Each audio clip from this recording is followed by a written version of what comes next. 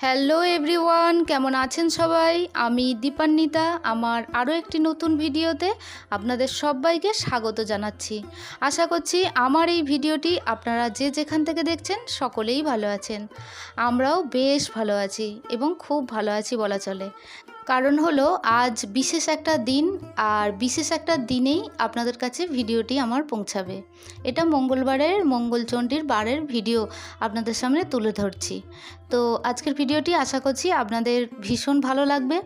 তবে এর মধ্যে আপনাদের একটু রিকোয়েস্ট করব যে গতকাল মানে আজকে আমি ভয়েস ওভার দিচ্ছি, গতকাল মানে বুধবার আমি একটা ইউটিউবে যে ফটো পোস্ট করি, যে ছবিগুলো পোস্ট করি কালকে দেখার জন্য একটু অনুরোধ করব। আজকে বিশেষ একটা দিন, সেটা আমি বলছি না, একটু সাসপেন্স থাক। তো ছবিগুলো দেখলেই আপনারা বুঝতে পারবেন যে কিসের জন্য আমি ছবিটা পোস্ট করেছি। আর আশা করছি আপনারা সকলেই আশীর্বাদ করবেন। তো চলুন আমি পুজোটা শুরু করব। তো পুজোটা শুরু করার জন্য আমি সমস্ত ফুল টুল তুলে নিয়েছি এবং সমস্ত কিছু আমি ওখানে মানে রেডি করছি। মানে যেহেতু মঙ্গলচণ্ডীর বার, আর সমস্ত কিছু আমার আগে থেকে কেনাই থাকে বেনের দোকান থেকে, আর দশকর্মার দোকান থেকে যেসব জিনিসপত্র আমি কিনে রেখেছি সেগুলোই আমি একটু রেডি করে নিচ্ছি। কারণ হলো আমাদের এখানে মিছিল বেরিয়েছিল, মানে বিজেপির যে মিছিল, তো সেই মিছিল এমনভাবেই বেরিয়েছিল যে আমি পুজোর সমস্ত কিছু কেনাকাটা করতে গেছিলাম, তো আমি সমস্ত কিছু কেনাকাটা করতে পারিনি। আর আরও একটা কারণ হলো, যেহেতু জ্যৈষ্ঠী মাস মল মাস, তো সেই কারণে ফুলের দোকানে একটা না পেয়েছি আমসর, না পেয়েছি বেলপাতা। মানে কী যে আমি সিচুয়েশানে পড়েছিলাম কালকে, আমি অর্ধেক জিনিসই পাইনি। তো যাই হোক, মায়ের কৃপায় এবং মা মঙ্গলচণ্ডী চেয়েছিলেন যেহেতু আমার হাতে পুজোটা উনি হয়তো গ্রহণ করবেন, তো তাই আমি সমস্ত কিছু আমার বাড়িতে ছিল এবং যা যতটুকু কিনতে পেরেছি তার মধ্যেই মাকে আজকে আমি ভোগ নিবেদন করেছি এবং মাকে পুজো দিতে পেরেছি। তো চলুন এই ঘরটির মধ্যেই আমি আজকে আমার মায়ের পুজো করব, মা মঙ্গলচণ্ডীর পুজো করব। যেহেতু আমার কাছে কোনো পট নেই, তো তাই আমি ঘট বসিয়েই পুজো করি। তো স্বস্তিক চিহ্ন বা মঙ্গল চিহ্ন আমি এঁকে নিলাম এবং যে মানে পাত্রটার মধ্যে আমি বসাবো তার মধ্যে 5টা ফোঁটা দিয়ে নিয়েছি, আর তার মধ্যে দিচ্ছি একটু অখণ্ড চাল, আর দেব 5টা দূর্বা। তারপরে আমি ঘরটা বসালাম এবং ঘটে জলও পূর্ণ করব। তবে আমসরটা দেখে আপনাদের হয়তো মনে হবে তো কি করব বলুন, আমি অনেক কষ্টে জোগাড় করেছি, তো তাতেও আমি ফোঁটা দিয়ে নিয়েছি।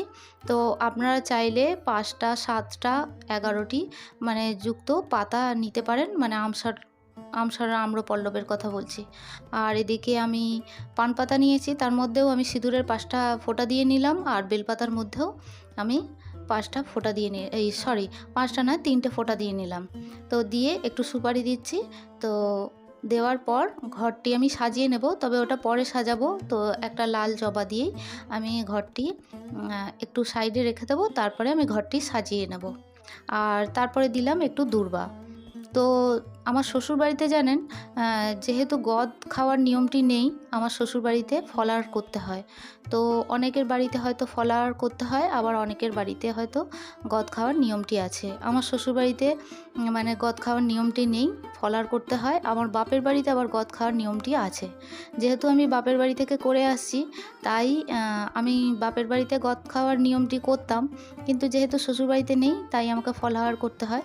আর আপনারা দেখতেই পাচ্ছেন এখানে 17টি বেলপাতা, 17টি সুপারি, 17টি দূর্বা এবং 17টি ধান নিয়েছি। তবে যারা গদ খাওয়ার নিয়মটি মানেন তারা হচ্ছে 17টি তুলসী পাতা, 17টি জব, 17টি চাল দিয়ে একসাথে কাঁঠালি কলার সঙ্গে মেখে দাঁতে না ঠেকিয়ে খেতে হয়। তো আমার বাড়িতে যেহেতু শ্বশুরবাড়িতে নিয়ম নেই, তাই আমাদের ফলাহার করতে হবে। তো যাই হোক, আমি ঈশ্বরকে ডাকলাম, মানে মা মঙ্গলচণ্ডীকে আহ্বান জানালাম এবং আমার ঘরটিকে তুলে দিলাম। তো আমি আচ্ছাদন হিসেবে একটা লাল চেলি দিলাম এবং তার উপরে আমি জবা ফুল দিলাম এবং এরপরে আমি একটা মালা পরিয়ে দিচ্ছি। তো মালা পরিয়ে দেওয়ার পরে মাকে শাঁখা নোয়া কর, আলতা, সিঁদুর সমস্ত কিছু নিবেদন করব।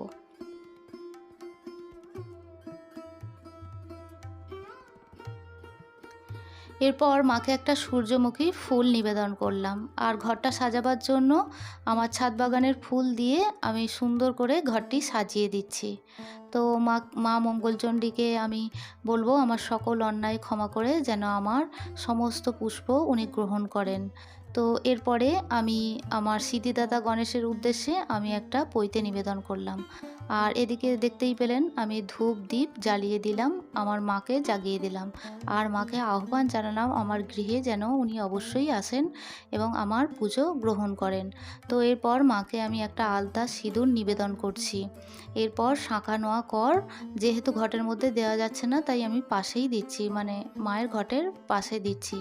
তবে এর ফাঁকে আরও একটা কথা বলবো, আপনারা মঙ্গলচণ্ডী মায়ের পুজো করার আগে আপনারা অবশ্যই সিদ্ধিদাতা গণেশ এবং বাবা ভোলানাথের পুজো অবশ্যই করে নেবেন। তো এরপরে আমি যেহেতু 17টি আমার শ্বশুরবাড়িতে যেটা নিয়ম 17টি সুপারি, 17টি ধান এবং 17টি দূর্বা আর 17টি বেলপাতা দিয়ে আমি আমার মা মঙ্গলচণ্ডীকে নিবেদন করলাম।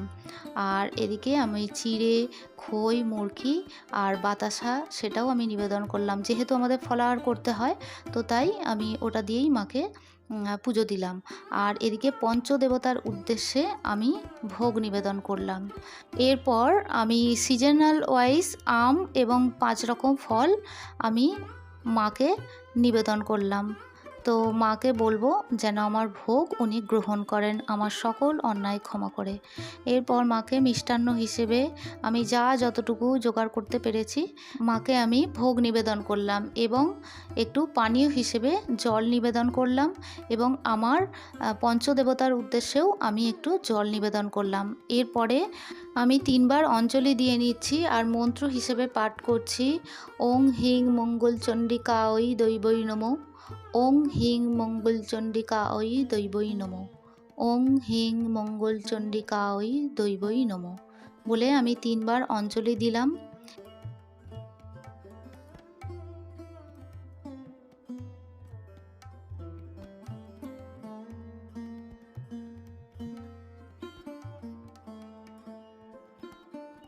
এরপর আমি প্রণাম মন্ত্র পাঠ করব।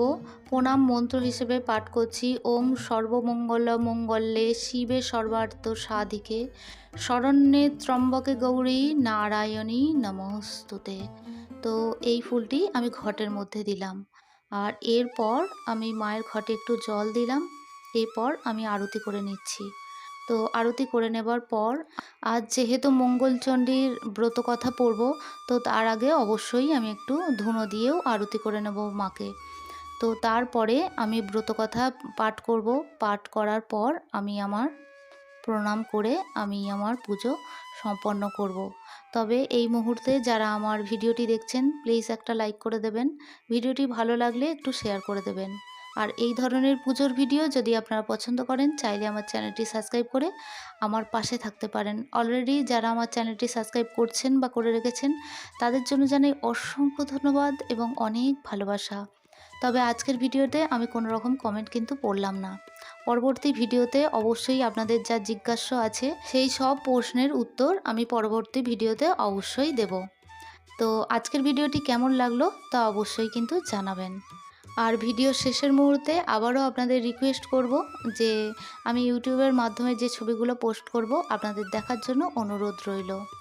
তো আশা করছি আপনারা আমার ছেলেকে অনেক অনেক অনেক আশীর্বাদ করবেন। তো আজকের ভিডিওটি এই পর্যন্তই রাখছি। আর আমার মঙ্গলচণ্ডীর ব্রতকথা আমি শুরু করেছি, আপনারা ব্রতকথা শুনুন এবং আমার ভিডিওটি এইখানেই সমাপ্ত করছি। তো আজকের ভিডিওটি এই পর্যন্তই রাখছি। দেখা হচ্ছে আপনাদের সঙ্গে পরবর্তী ভিডিওতে। ততক্ষণের জন্য আপনারা সবাই ভালো থাকবেন, সুস্থ থাকবেন আর ভিডিওটি কেমন লাগলো তা অবশ্যই জানাবেন। আর আশা করব আমি শর্ট ভিডিওর মাধ্যমে এই বিশেষ একটা দিনের কিছুটা মুহূর্ত আপনাদের সামনে তুলে ধরার। তো আজকের মতো আসি, টাটা। দেখা হচ্ছে আপনাদের সঙ্গে পরবর্তী ভিডিও।